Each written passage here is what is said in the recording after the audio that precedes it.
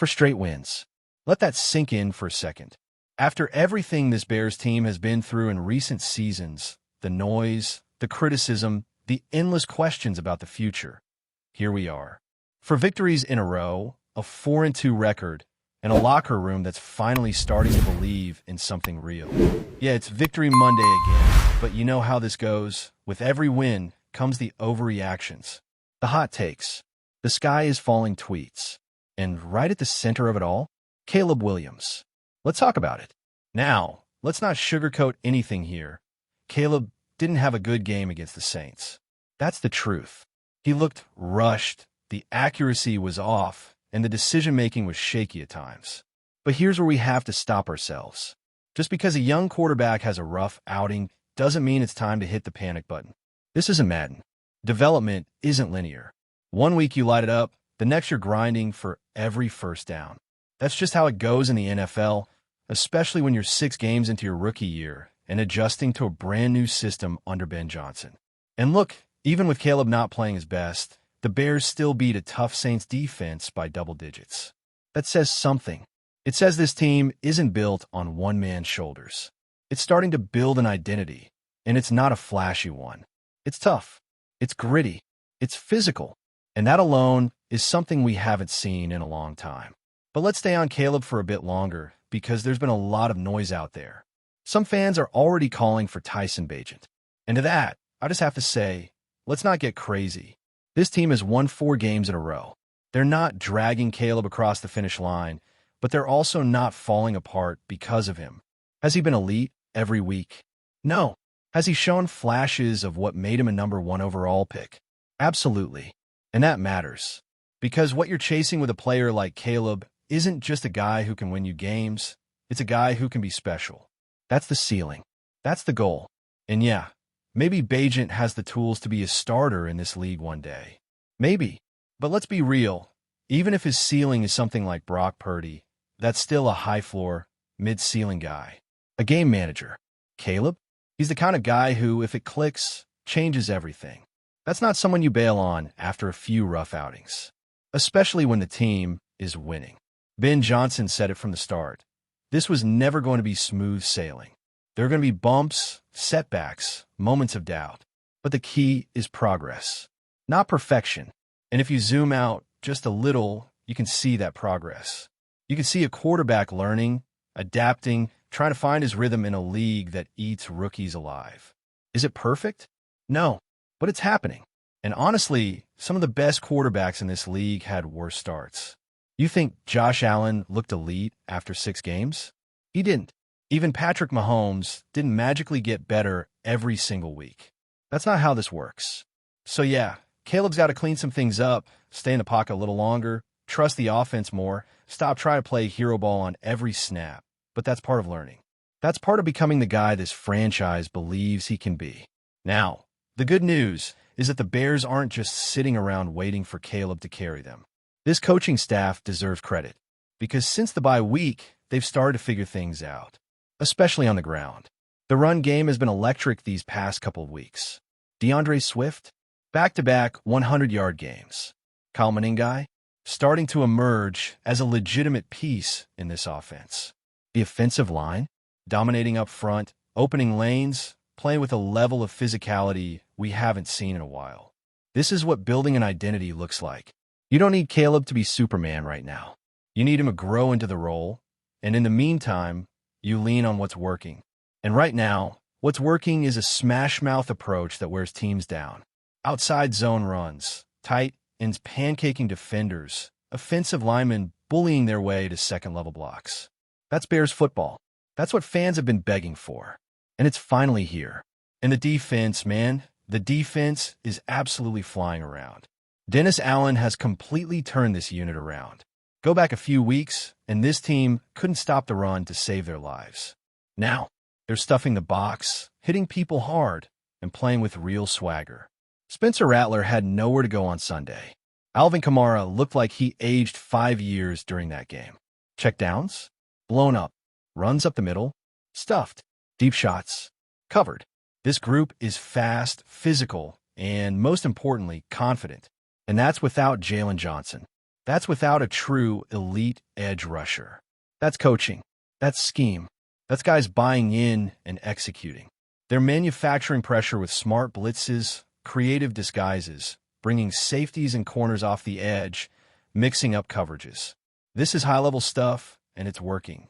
Jaquan Brisker, Kyler Gordon, the linebackers, they're feeding off each other's energy and making plays. And takeaways? Those are contagious. This defense is playing with an edge that hasn't been there in years. And let's not forget, all of this is happening while key injuries are piling up. Tariq Stevenson and Cole Kmet both left Sunday's game, and those are no small losses. Stevenson has arguably been the team's best corner with Johnson out. His physicality, his awareness, his ability to stick with receivers downfield. You felt it when he left the game. That shoulder injury could be a problem. If it's serious, this secondary is going to be dangerously thin, and the Bears might have to make a move. Whether that's a free agent like Stephon Gilmore or a trade for someone like Reek Woolen, they're going to need help if Stevenson is out for any length of time. And with Cole Kmet, thankfully, the situation seems less severe. He's tough as nails, has never missed a start in his career. And even if he's down for a game or two, guys like Loveland and Durham Smythe have stepped up big as blockers. You don't want to be without Kmet, but it's not the same level of concern as losing a top corner, especially with how physical this defense is trying to be. So here we are, 4-2, a team finding its identity, a defense playing out of its mind, a run game clicking, and a young quarterback learning the ropes. This is what development looks like. It's not always pretty. It's not always clean, but it's happening. And if you can keep winning while the quarterback works through those growing pains, that's a huge win, because eventually it's going to click. Caleb's going to have that breakout game again. He's going to find that balance between structure and improvisation. And when that happens, paired with this run game and this defense, that's when things get scary. That's when this team becomes more than just a fun story. It becomes a real threat. So take a breath, enjoy the win, and let's give this thing a little time. The most exciting part about where this Bears team is right now isn't just the win streak. It's how they're winning. There's a growing sense of identity that's finally showing up on tape, and it's not just talk anymore. This team is playing physical, hard-nosed football on both sides of the ball, something fans have been craving for years. And the most encouraging part is that the team is leaning into its strengths, not forcing a style that doesn't fit. That's smart coaching, and it's showing every week. On offense, the run game has become the heartbeat. And it's not just about one guy carrying the load. It's about a committee that's stepping up and executing behind an offensive line that has quietly transformed into a dominant unit in the trenches. DeAndre Swift looks like the back he was always meant to be, finally getting consistent opportunities in space and showing off that quick burst through the hole. When you give him lanes, he's a problem for any defense. Back-to-back 100-yard games don't happen by accident in this league. That's a result of a scheme that's clicking and players who are buying into a clear philosophy. Then there's Kyle Manengai, who might have had his breakout performance. 13 carries, decisive cuts, running through contact. He's bringing a different energy to this backfield. What stands out about him is how he complements Swift. He's not just eating up carries. He's wearing down defenses, setting a tone with each touch. If this team keeps both backs involved with Swift in the 15 to 18 touch range and Manengai hovering around 10 to 12, this running game can keep grinding down opponents week after week. It's not flashy football, but it works. And it's exactly what this team needs right now. You don't ask a rookie quarterback to carry you every Sunday. You build around him, you give him support, and you let him grow. That's what this staff is doing. And let's give some flowers to this offensive line and the tight ends. They're flat out moving people in the run game. Colston Loveland, for example, hasn't made a ton of noise as a receiver lately, but his impact as a blocker has been massive. He's out there pancaking defenders, setting the edge, opening up lanes, doing the dirty work that doesn't show up on the stat sheet but absolutely helps win games. Same with Cole Kmet when healthy. He's been one of the most consistent players on this roster since the season started. Even when the passing numbers aren't there, he's anchoring the offense with his effort and toughness. And if he's out with a back issue, it'll be felt. But like we said earlier, there are options. Durham Smythe is quietly having a really strong season as a blocker, and the coaching staff trusts him in key moments. If KMET has to miss a game or two, the offense won't fall apart. But the bigger concern is definitely on the defensive side of the ball. Tariq Stevenson has taken major steps this year, and losing him could expose a position group that was already stretched thin. You've got young corners, some special teamers being forced into defensive reps, and while Kyler Gordon has played well both inside and outside, it's a tough ask to keep moving him around depending on who's available. This is where front offices earn their money, identifying depth issues before they become crises. If Stevenson's injury lingers, the Bears have to act fast. There are free agents out there, veterans like Stephon Gilmore, who may not be in their prime anymore, but who know how to play the game and bring leadership. Asani Samuel Jr. is another name worth watching, depending on his medical clearance. And if the Bears want to go the trade route, Reek Woolen out of Seattle has been a rumored target. He's young, athletic, and has shown flashes of being a top-tier corner. If the Seahawks are willing to talk, that's a call you make. No hesitation. This team has the momentum. It has the locker room believing. What it can't afford now is to let key injuries derail that. You're not going to find another Tariq Stevenson on the street, but you can find help, someone who can give you solid reps, allow your scheme to work, and keep the defense functioning at a high level. And speaking of this defense, what a turnaround. Early in the year, the unit was getting pushed around. Couldn't stop the run. Couldn't get off the field on third down.